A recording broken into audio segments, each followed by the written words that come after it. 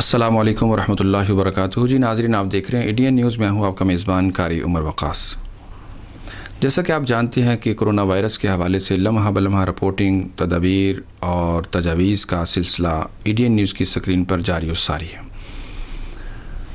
آج ہمارے ساتھ ایک معروف عالم دین، معروف سکالر اور معروف پرنسپل، میری مراد پروفیسر نصیر القادری حافظہ اللہ میرے ساتھ موجود ہیں.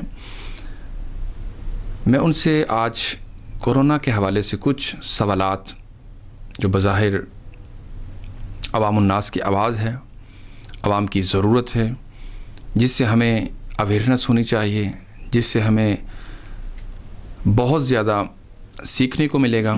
آئیے ہم اپنے معزز مہمان کی طرف چلتے ہیں اور ان سے جانتے ہیں اپنے سوالات.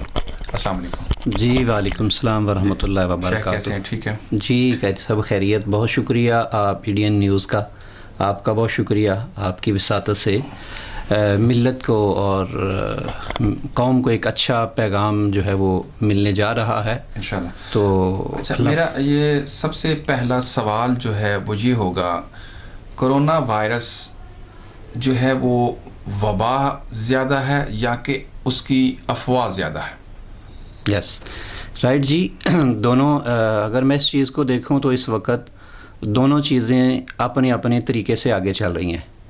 سب سے پہلے دیکھیں، اگر وبا کی طرف دیکھیں تو یقیناً وبا بھی ہے اور اس کا انکار بھی نہیں کیا جا سکتا. یہ ہم دیکھ رہے ہیں، نبی کریم صلی اللہ علیہ وسلم کی حدیث پاک بھی ہے کہ جہاں کہیں اس طرح کی وبا موذی مرض لاحق ہو جائے تو وہاں ایسے باغوں جیسے تیز گھوڑا جو ہے وہاں سے بھاگتا ہے. ہم دیکھ رہے ہیں اگر تو وبا کی شکل میں ہے اور یقیناً ہے تو اس کے ہمیں دور جانا ہے. حضرت سیدنا فاروق اعظم رضی اللہ تعالیٰ عنہ کے حوالے سے کسی نے آپ کو جب آپ خانہ کعبے کی تعمیر کا، مسجد نبوی کی تعمیر کر رہے تھے تو 3 چیزیں آپ کو بجوائی گئی. خوشبو بجوائی گئی اور پھر زہر بجوایا گیا تو اور ساتھ ہی کنیزیں بجوائی گئیں. تو سیدنا فاروق اعظم رضی اللہ تعالیٰ عنہ نے تو انہوں نے بھیجنے والے نے کہا کہ پتہ چل جائے گا کہ واقعی مسلمانوں کے یہ حاکم یہ کس چیز کے طالب ہیں. حضرت عمر فاروق رضی اللہ تعالیٰ عنہ سب سے پہلے جو کنیز تھی وہ تو آپ نے کہا کہ اس کے ساتھ کہ کون نکاح کرے گا، تو ایک صحابی کھڑے ہوئے اور یقیناً حقدار تھے، آپ نے نکاح اس سے کرا دیا. اس کے بعد یہ تھا جو خوشبو تھی، تو حضرت عمر فاروق رضی اللہ تعالیٰ عنہ مسجد نبوی کی تعمیر میں وہ خوشبو اس کے نیچے رکھ دی اور آج تک وہ خوشبو کا حصہ موجود ہے. رہی بات زہر کی، حضرت عمر فاروق رضی اللہ تعالیٰ عنہ نے وہ زہر کو خود پی لیا. سارے لوگ حیران ہونے لگے کہ یہ کیا بات ہوئی. تو حضرت عمر فاروق رضی اللہ تعالیٰ عنہ کو الحمدللہ کچھ بھی نہ ہوا. تو جب آپ سے پوچھا گیا کہ جناب یہ کیا ہے، آپ نے زہر پی لیا ہے، تو حضرت عمر فاروق رضی اللہ تعالیٰ فرمانے لگے میں نے ایسے نہیں پیا، میں نے حضور صلی اللہ علیہ وسلم کی ایک حدیث پاک سنی ہے. نبی کریم صلی اللہ علیہ وسلم نے ارشاد فرمایا جو بندہ پہلے یہ پڑھ لے گا تو اس پر کوئی بھی زہر والی چیز بسم اللہ لا یضر، بڑی مشہور حدیث پاک. تو آپ نے وہ پڑھا تو الحمدللہ وہ خیر. اب رہی بات تحفظات کی، وبا کی، تو یقیناً وبا ہے اور اگر نہ ہو تو یہ یقیناً ہم اس کا انکار نہیں کر سکتے. میں ایک وبا کے ہی اعتبار سے ایک اور بات کرنا چاہوں گا. حضرت سیدنا فاروق اعظم رضی اللہ تعالیٰ عنہ کا ہی دور تھا. تو جب یہ وبا زیادہ پھیلی تو جس طرح آج لوگ کس انداز میں ڈر رہے ہیں، خوف زدہ ہیں، نہ جانے کیا ہو جانے والا ہے، تو حضرت عمر فاروق رضی اللہ تعالیٰ فرمانے لگے پہاڑوں کی طرف نکل جاؤ. جب لوگ پہاڑوں کی طرف جانے کے لیے تیار ہوئے، حضرت خزیمہ بہت مشہور صحابی ہیں اور وہ حضرت فاروق اعظم کے سامنے آ کر کہنے لگے کہ آپ ہمیں موت سے ڈرا رہے ہیں کہ پہاڑوں کی طرف نکل جائیں، موت سے ڈرا رہے ہیں، موت تو آنی ہے. تو حضرت سیدنا فاروق اعظم رضی اللہ تعالیٰ فرمانے لگے میں موت سے نہیں ڈرا رہا، در حقیقت بات یہ ہے کہ میں آپ کو تقدیر سے تدبیر کی طرف بھیج رہا ہوں، ایک رستہ دے رہا ہوں. تو یقیناً یہ وبا ہے اور ہر دور میں ایسا ہوتا رہا. میں ایک قرآن کریم فرقان حمید کی ایک اور آیت کی طرف 14ویں سپارے میں جس کا ذکر ہے، قوم لوط پر بھی اس طرح کا سلسلہ ہوا تھا، قوم عاد پر بھی ہوا تھا. اور پیغمبر اسلام جو ہے جب وہ گزر رہے تھے، ہوا تھی اور ہوا کے اندر ایسی نمی موجود تھی اور ایسی جراثیم موجود تھے جو ہی انسان کے جسم پہ پڑتے تو مردہ لاشیں ہو گئی. حضرت داؤد علیہ السلام وہاں سے جب ان پاس سے گزرے تو انہوں نے جب دیکھا تو کہا یہ بھی اللہ کا عذاب ہے. تو وبا جو ہے وہ ہوا کی شکل یہ تو ٹھیک ہو گیا. اب یہ وبا اب آئے ہم اب آتا ہوں وبا تو حال ہو گئی. اب آئیے افواہ کی طرف. اب یقین کریں مجھے تو خود اس بات کی حیرانگی ہو رہی ہے. ہم نے اس کو اتنی ہوا دے دی ہے شاید ہوا بھی کہتی ہے کہ بس کرو اب. یعنی ہوا بھی کہتی ہے بھائی اتنے جس کی طرف دیکھو، گھر میں دیکھو تو یہ ہے، باہر دیکھو تو یہ ہے، گلی میں دیکھو تو یہ ہے، چینل میں دیکھو تو یہ ہے، ہر کوئی، لیکن حقیقت کی طرف نہیں ہے. حقیقت وبا ہے تو اس کا علاج بھی ہے، اس کا تحفظ بھی ہے. مگر ہوا ایک چیز کو ہوا دے کر اور ایک چیز کو امید سے نا امیدی کی طرف لے کے چلے جانا، آج ہم نے اس کی طرف بھی ادا کرنا ہے کہ ہم نے اس کو ہوا نہیں بنانا جو کہ ہم نے سب نے ہوا بنا. کہتی ہے کہ کورونا سے ڈرنا نہیں لڑنا ہے، تو اتنا خوف بھی پیدا کر دیا تو کیا وہ اپنے بات کے قاری صاحب پہلے میں عرض کروں گا کہ یہ لفظ ہی ٹھیک نہیں ہے.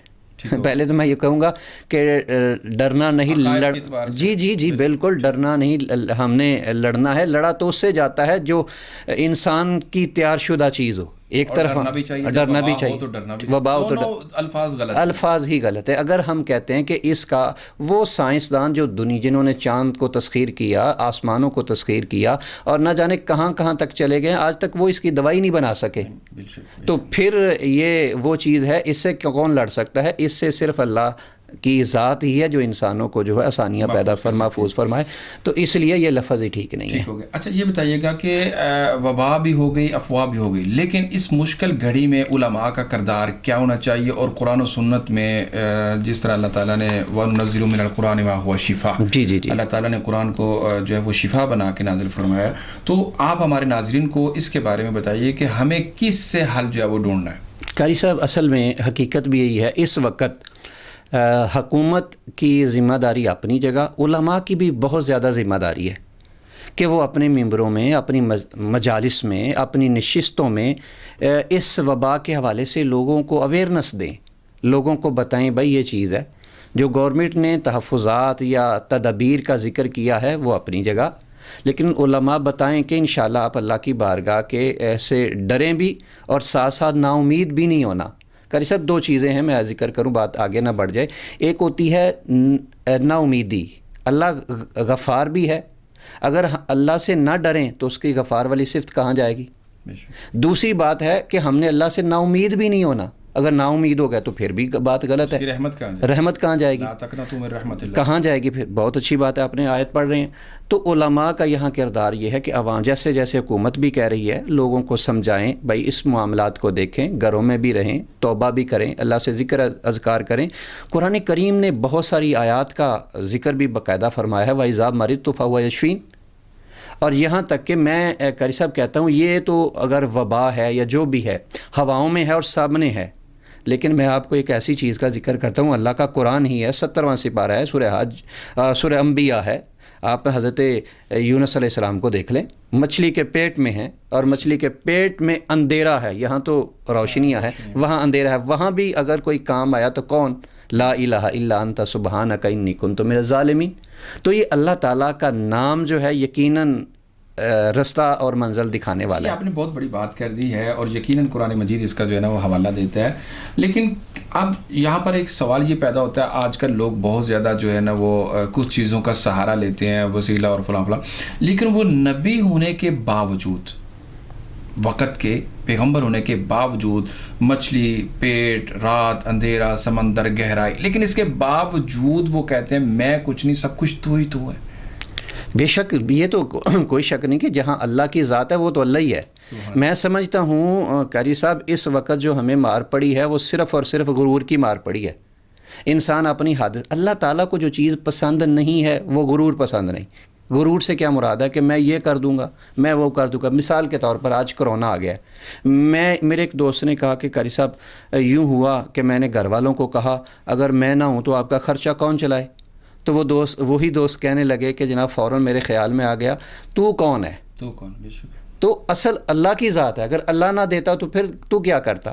تو انسان اپنی حد سے آگے نکل گیا ہے. یہ اللہ کی ذات ہی سب سے بڑی ہے, انسان نے اپنے آپ کو بڑا سمجھ لیا. یہاں پر تو اسی بات سے ہم بات لے لیتے ہیں کہ وہ نبی ہو کے, ایک نبی نہیں بلکہ تمام انبیاء کا اگر کیا جائے تو وہ مشکل گھڑیوں میں اللہ کو پکارتے رہے.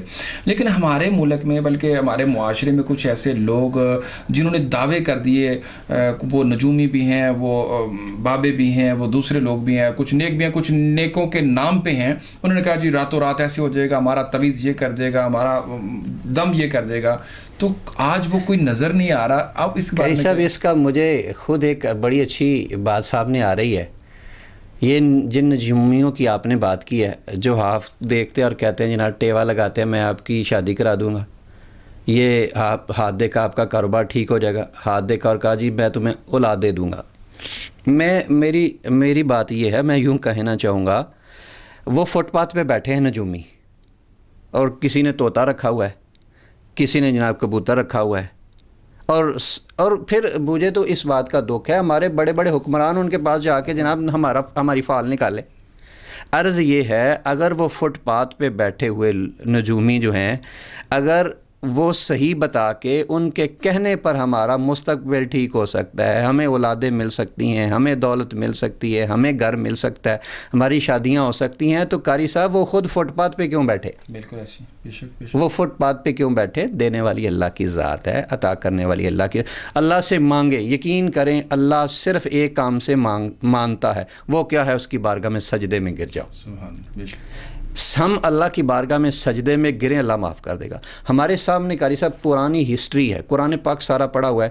جب بھی عذاب آیا, جس قوم پر بھی آیا, تو وہ نبی جو ہے وہ قومیں فوراً گرتی تھی تو اللہ تعالیٰ عذابوں کو دور کر لیتا. تو یہاں عمل کے ہمارے راستے جدا ہو جاتے ہیں, ہمیں صحیح راستے کی طرف آنا ہوگا. اچھا یہ بتائیے گا کہ اس وبا سے پہلے بھی ایک وبا پاکستان کے اندر وہ بھی پھیلی, میرا جسم میری مرضی.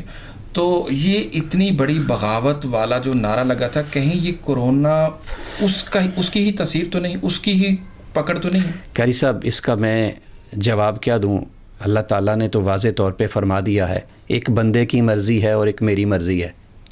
اللہ کی مرضی کیا ہے کہ اپنے جسم کو ڈانپ کے رکھو, یہ اللہ کی مرضی ہے. تو بلکہ میں اس سے پہلے وقت نہ چلا جائے, میں ایک بات بتاؤں.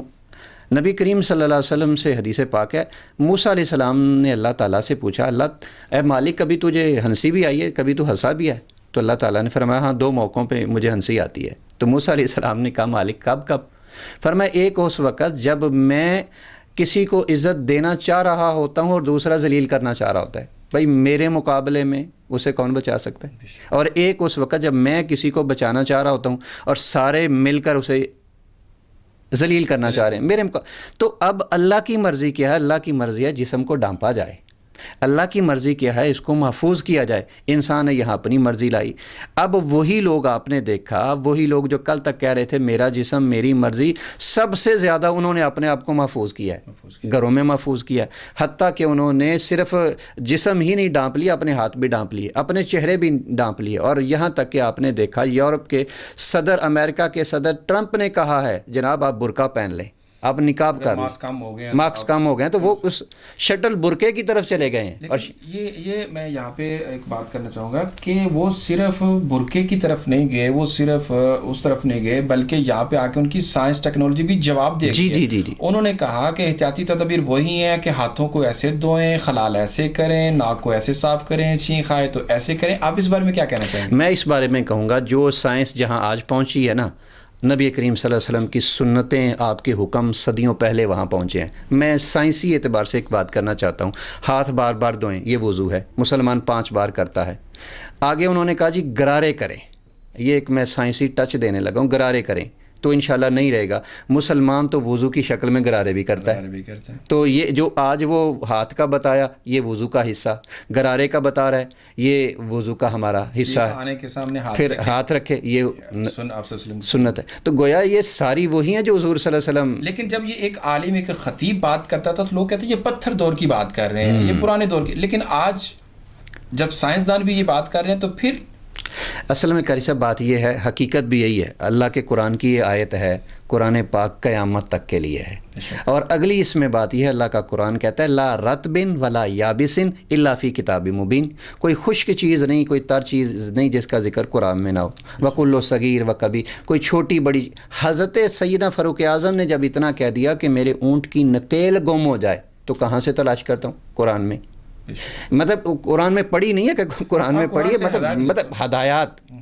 تو علماء کو چاہیے کہ یہ بتائیں لوگوں کو، یہ آج کی بات نہیں ہے، یہ قرآن قیامت تک ہے، وہ ساری چیزیں جو موجود ہیں وہ ساری اللہ کے قرآن میں، بلکہ میں یہاں ایک بات آپ کے وساطت سے کہوں گا، جو ہمارے مدارس ہیں، ہمارے دینی مدارس ہیں، یہ مجھے اس بات کا بڑا دکھ ہے، ہمارے دینی مدارس میں ہمہ وقت قرآن پڑھایا جاتا ہے، ہمہ وقت حدیث پڑھائی جاتی ہے، جو چیز اور پھر ہم کوئی چیز جب ایجاد کرتے ہیں نا تو ہم علماء قاری صاحب کہتے ہیں یہ دیکھیں قرآن کے اندر موجود ہے۔ بھائی ہم ساری زندگی قرآن پڑھتے رہے، ہم نے کیوں تلاش نہیں کیا؟ ہمارے مدارس جو ہیں وہ بڑے بڑے سائنسدان پیدا کریں، یہ دوائی جو کہیں نہیں بن رہی، ہمارے پاس قرآن ہے، حدیث ہے، ہمارے پاس حدیثیں موجود ہیں، ہم مدارس والے یہ کام کریں۔ بلکہ معذرت کے ساتھ صحابہ کرام تو ان کا تو شیوا یہ تھا کہ اگر ان کو کوئی مشکل پیش آتی، کوئی راستہ آتا تو وہ قرآن سے رہنمائی لے، مطلب کہ کون سا مسئلہ ہے جس کی قرآن نے وضاحت نہیں کی۔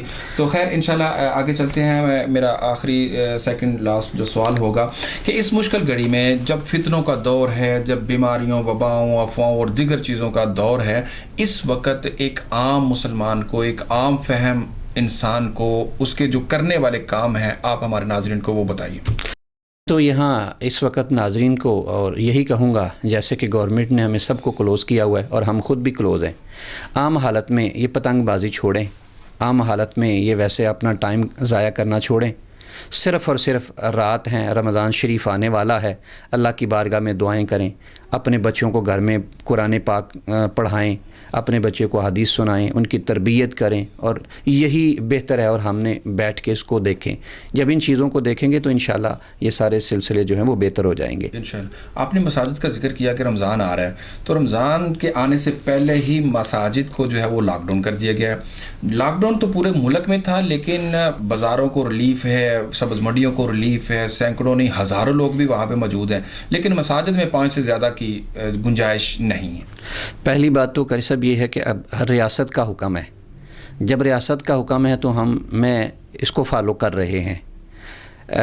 ضامن جو ہے وہ ذمہ دار صاحب فتویٰ ہوگا، اور ضامن جو ہے وقت کا حاکم ہوگا، ہم اس کو فالو کر رہے ہیں۔ اب اگلی بات یہ ہے، میں ویسے یہ کہوں گا کہ یہ اچھی بات نہیں ہے، مسجدیں ہیں، یہاں بندہ اپنے ہاتھ صاف کر کے آتا ہے، بندہ وضو کر کے آتا ہے، جیسے انہوں نے حکم دیا ہے اسی طرح فرق 6 فٹ کا فرق بھی رکھا جا رہا ہے، مگر جہاں ہم مساجد کو ہی ہٹ کر رہے ہیں وہاں ہم ان جگہوں کو بھی دیکھیں جہاں بینک ہیں، جناب دیکھیں کیا کچھ نہیں ہو رہا۔ چند پرسوں کی بات ہے، میں دیکھ رہا تھا ویڈیو پہ، کچھ صاحب تھے وہ کانفرنس کر رہے تھے، آپ یقین کریں ان کے ارد گرد اتنے لوگ جمع تھے اور شاید وہاں کرونا نہیں تھا۔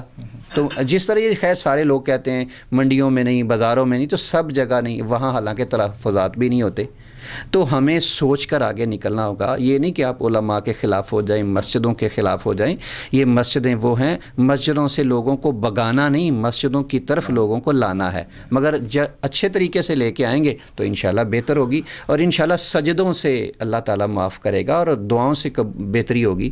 تو حکومت نے بھی جو پالیسی بنائی ہے اس کے مطابق ہمیں عمل کرنا چاہیے، اور انشاءاللہ ہم عمل کریں گے، اور انشاءاللہ مسجدیں کل بھی آباد تھیں، آج بھی آباد ہیں، اور انشاءاللہ مسجدیں جو ہے اللہ کا گھر قیامت تک آباد رہے گا انشاءاللہ۔ امتحان آتے رہیں گے۔ آخری سوال میرا یہ ہوگا کہ اگر لاک ڈاؤن کی وجہ سے گھروں میں نماز پڑھی جاتی ہے تو کیا اس کی شرعی حیثیت وہی ہوگی جو مساجد میں نماز ادا کرنے کی، یا جو فرضی عبادات ادا کرنے کا اجر اور ثواب ہے؟ دیکھیں قاری صاحب، اب ہمارے جو متفقہ جو فیصلہ بڑے بڑے جید علماء اور مشائخ اور مفتیان نے دیا ہے کہ جب ایک حالات پیدا ہو گئے ہیں تو ایسی صورت میں آپ گھر میں نماز پڑھ لیں، تو پھر گھر میں بھی حضور صلی اللہ علیہ وسلم کے وہ فرامین ہمارے سامنے آتے ہیں کہ گھروں کو تم بالکل جنگل ہی نہ بنا دو، گھر میں بھی عبادت کرو اور گھروں کو بھی آباد کرو، اپنے بچوں کو بھی نماز کا حصہ نوافل، جی فرائض کی بات، جی فرائض، تو فرائض تو پھر مسجد میں ہی ہے۔ یہاں میں پھر یہی کہوں گا، فرض کے لیے سنتیں گھر پڑھ کے آئیں، وضو گھر کر کے آئیں, فرض باجماعت نماز ادا کریں اور فوراً لوٹ جائیں, باقی گھر میں جا کے نماز پڑھیں. بس بقیہ جیسے نماز کے بعد اکٹھے ہو جاتے ہیں, نماز سے پہلے اکٹھے, اس سے گریز کر لیں. حالات اچھے ہوں گے تو پھر اس طرح دیکھ لیجئے گا. فرض کے لیے مسجد کو دیکھیں اور وہ بھی حالات کے مطابق. جی ٹھیک ہو. السلام علیکم. جی ناظرین, جیسا کہ آپ نے سنا کہ پروفیسر نصیر القادری حافظہ اللہ جو ہے وہ بڑا ہی مدلل سوالوں کا جو ہے وہ جواب دے رہے تھے, بڑے مدلل انداز کے اندر, اور انہوں نے لاسٹ جو ایک وہ کہتے ہیں کوزے کے اندر دریا کو بند کرتے ہوئے جو بات کہی ہے کہ خیر الامور اوساطھا, جو دین ہے وہ ہمیشہ اعتدال پسندی کا درس دیتا ہے اور دین جو ہے وہ ہمیشہ درمیانی راستہ نکالتا ہے. تو آج اگر لاک ڈاؤن ہے, بیماری ہے, وبا ہے یا افواہ ہے, جو بھی ہے, جیسی بھی ہے, جتنی بھی ہے, لیکن اس کے باوجود ہمیں اللہ سے تعلق مضبوط کرنا چاہیے. مساجد کے اندر آ کے وہ جو سوشل ڈسٹینس ہے اس کو برقرار رکھتے ہوئے فرائض کو مساجد کے اندر ادا کریں اور سنت کے مطابق نوافل کو جو ہے وہ گھروں کے اندر ادا کریں. اپنے صبح و شام جو اوقات ہیں ان کو بہترین گزارنے کا وقت تلاوت قرآن, حدیث کا ترجمہ, قرآن مجید کا ترجمہ, اور اسی طرح دعاؤں کو سیکھنا سکھانا, اپنے بچوں کی تربیت کرنا. اور انہوں نے اس بات کو بھی جو ہے وہ قرآن و سنت کی روشنی میں جو ہے وہ کہا ہے کہ ہمیں اپنے اعمال کو جو ہے وہ دیکھنا ہوگا, اپنے گریبان میں جھانکنا ہوگا, وہ وقت کا حاکم ہو یا اس کی رعایا ہو, ہر ایک کو جو ہے وہ دیکھنا ہوگا, چونکہ ہر حاکم سے سوال کیا جائے گا. حدیث کے مطابق کلکم راعٍ وکلکم مسئول عن رعیتہ, ہر بندہ اپنی جو ہے وہ رعایا کا نگران ہے, اس کا مسئول ہے, اور مسئول وہی ہوتا ہے جسے سوال کیا جاتا ہے. وہ اگر وقت کے حکمران سے سوال کیا جائے گا تو گھر کے جو کفیل ہیں, ذمہ دار ہیں, اس سے بھی اس کی اولاد کے بارے میں سوال کیا جائے گا. تو لہٰذا آج ہمیں اپنی ذمہ داریوں کو سمجھتے ہوئے قرآن و سنت سے رجوع کرنا چاہیے, اختلافات کو بلانا چاہیے, ایک دوسرے کے قریب ہونا چاہیے. اور بالخصوص انہوں نے اس بات کی طرف توجہ دی ہے کہ یہ جو آج ہم لوگوں کے اوپر بڑا اعتقاد کر کے, بڑا اعتماد کر کے, بہت بلائنڈ ٹرسٹ کر کے لوگوں کے پاس چلے جاتے ہیں, یہ ہماری قسمت کا فیصلہ کریں گے, فلاں کریں گے, فلاں کریں گے. نہیں, انبیاء کی سنت اور طریقہ یہ ہے کہ وہ اپنے فیصلے اپنے رب پہ چھوڑا کرتے تھے, اپنے رب سے مشکل گھڑیوں میں دعائیں التجائیں کیا کرتے تھے. آج انہی کی سنت کو اپناتے ہوئے حقیقی معنی میں ہمیں سنت کو زندہ کرتے ہوئے اپنے رب سے اس مشکل گھڑی میں یا اس جیسی تمام بیماریوں میں اپنے رب سے شفا مانگنی چاہیے, دعا مانگنی چاہیے. انشاءاللہ نئے پروگرام کے ساتھ, نئے انداز اور نئے مہمان کے ساتھ جلد ہوگی آپ سے ملاقات. میرے کیمرہ مین عثمان علی کے ساتھ مجھے دیجیے اجازت. دیکھتے رہیے ایڈین نیوز. مزید خبروں, تبصروں اور تجزیوں کے لیے ہماری ویب سائٹ www.ednpk.tv وزٹ کیجیے. دیکھتے رہیے ایڈین نیوز. اللہ حافظ.